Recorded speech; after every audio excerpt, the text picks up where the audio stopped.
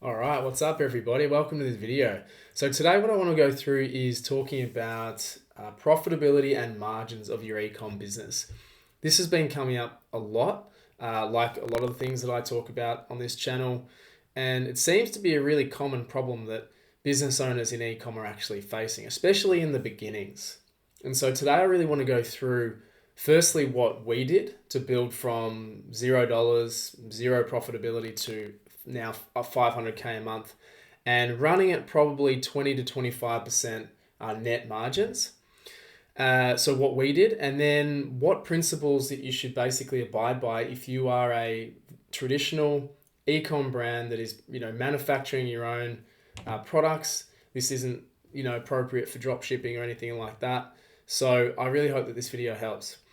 Just to let you know, we have built our business to over 6 mil per year, 500K a month on average, and we have now automated most of our business. And so what we now do in our spare time is actually help and advise and consult other ecom brands with their growth, mostly to get them to 100K a month and beyond. So if you're serious about scaling your business, if you're serious about taking it to the next level, then please do book an appointment using the link below. Let's have a chat, let's get acquainted, and let's see if we can help you out.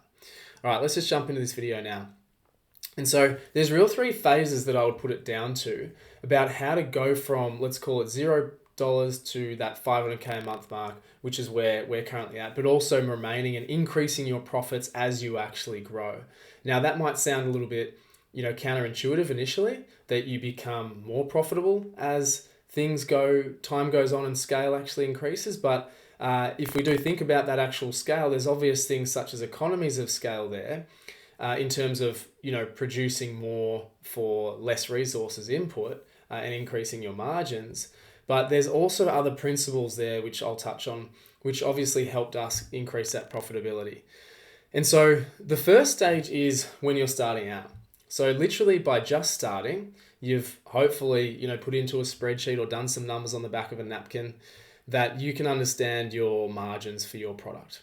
What are my cost of goods? What am I actually costing to produce the product?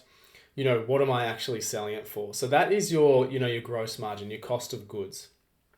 Now, in the beginning, from our experience, that was quite a high percentage where the inputs for our products were relatively high to the price that we were selling it for. Now, just to give you some context, we were literally buying vegetables at retail. So we're buying from, a South Melbourne market to get fresh vegetables. So firstly, there was retail pricing with inputs in terms of fresh vegetables. We were buying very, very small batches from suppliers of bottles and bags and anything else that goes into the process of packaging our product. And so that was the second thing. Literally, driving out to the supplier once a week. So we were paying a very high cost there per unit.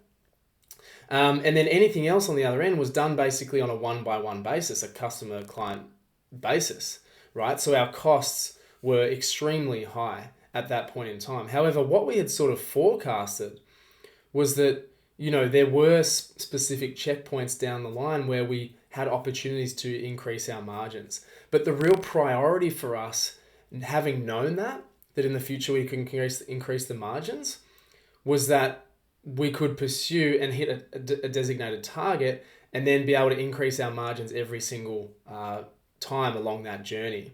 And so what really helped us with this was a concept that it's actually been coined in the Lean Startup. We actually, a really good book, I recommend it by the way.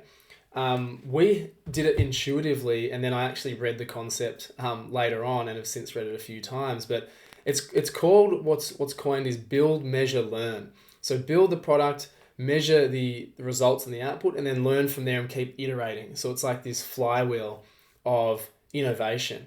And so what it also talks about there is if you do short cycles, if you do short upfront cost in this specific instance, it allows shorter amounts of time to get that feedback and be able to iterate quicker versus, I'll use this in a very clear context. If we buy a bottle or a box of 30 bottles, for example, that we think will work well for our product, versus if we buy 10,000 bottles from a supplier because the marginal cost is less. Firstly, the upfront cost in a gross sense is obviously a lot more. It's a lot more expensive upfront. Secondly, if we find that these bottles aren't good or aren't suited, or there's a better solution, next door or down the road, we're stuck with this amount of supply. So we basically have to, continue to use it. Okay. And so by doing short cycles, by build, measuring, and learning in short cycles, that's the best advantage to be able to pivot your business. Right. And so that's the concept in the lean startup, and something that we adopted. We were doing very small batch. It cost us a little bit more in comparison up front, but in gross terms, it was a lot less commitment, less risk, less stock, etc.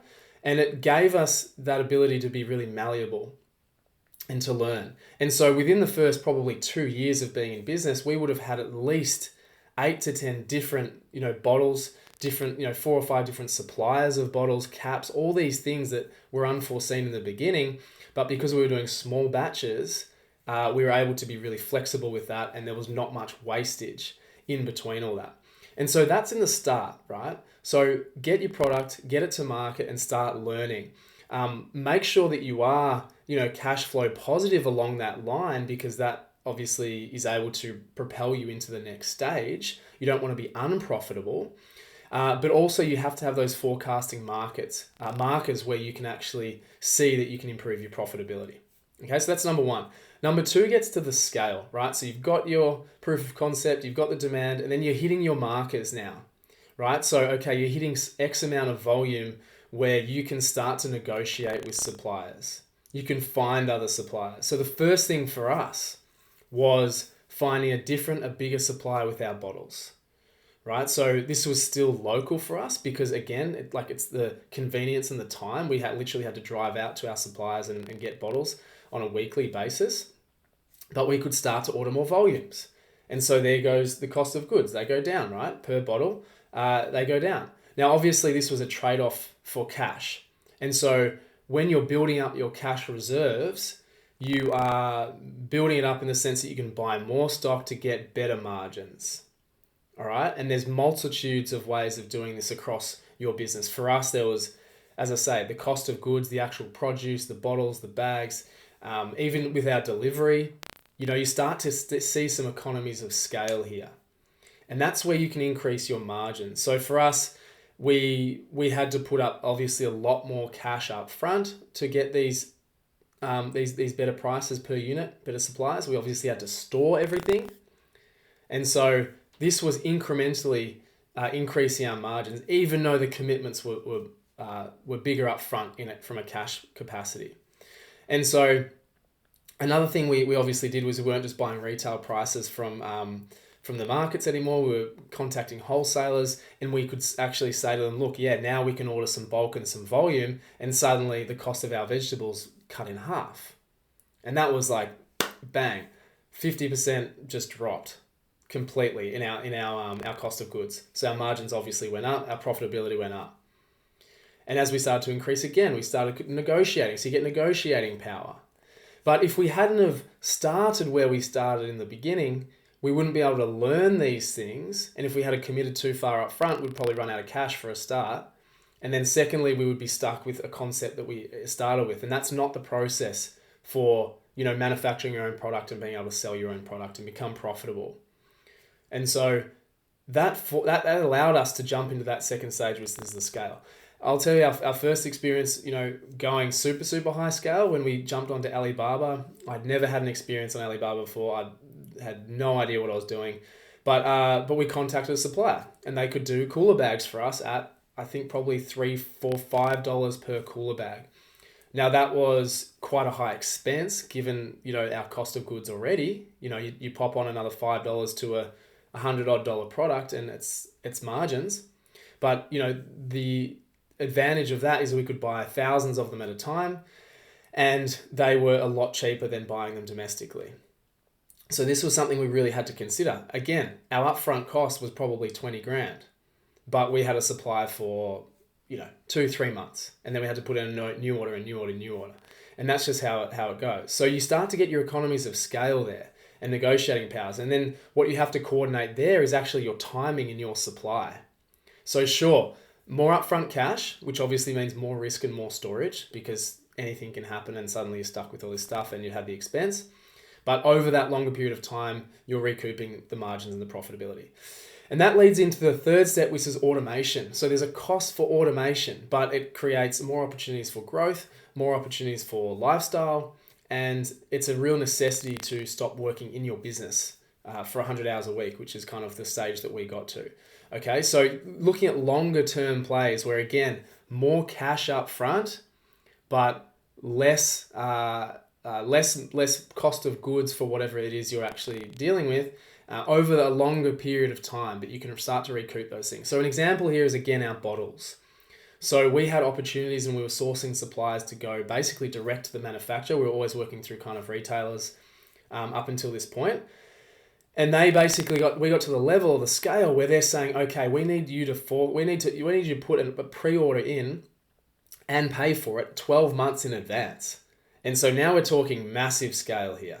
We're talking like $1 million in cash to be able to put that away, but to basically halve the cost of our bottles again.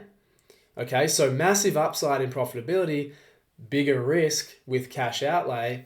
And so the ability to be able to firstly have that cash reserve for the longer term profitability is really important to understand. Again, we don't want to be stuck with basically 5 million bottles, at our warehouse if we shut down or something happens or lockdowns, who knows? So the cash reserve gives you the ability as you build up to make these decisions, but you need to be doing them methodically and strategically. So that's the way that we had to work through this.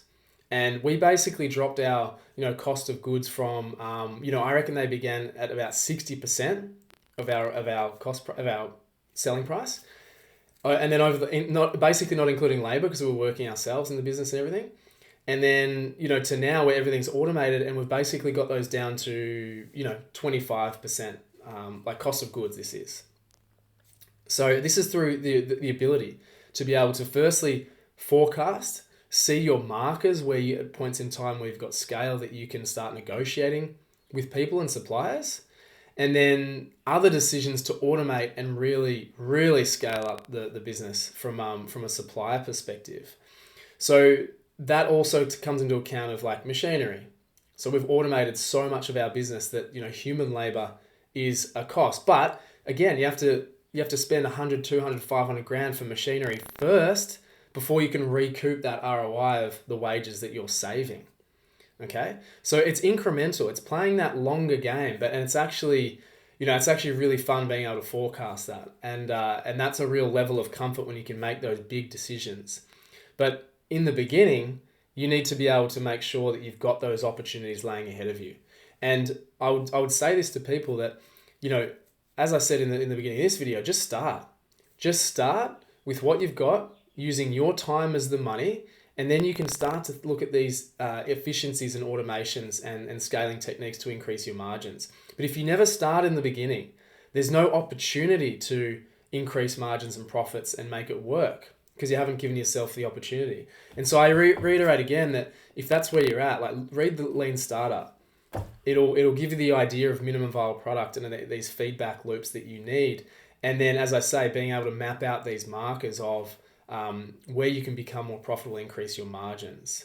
And so, look, I really hope that helps. That's something, as I say, us being able to explain to our clients and the people that we work with, that this is a very methodical way to go through it. It's a very strategic way to go through it where you're not basically hedging all the time. And it really takes some consideration around your cash flow and where you can then increase your margins for the longer term. It's like pushing and pulling with your cash flow and profitability, obviously, moving forward in the business. And so, look, I hope that helps. If you've got any questions, as always, let me know. But yeah, that's basically it. I'll see you in the next one.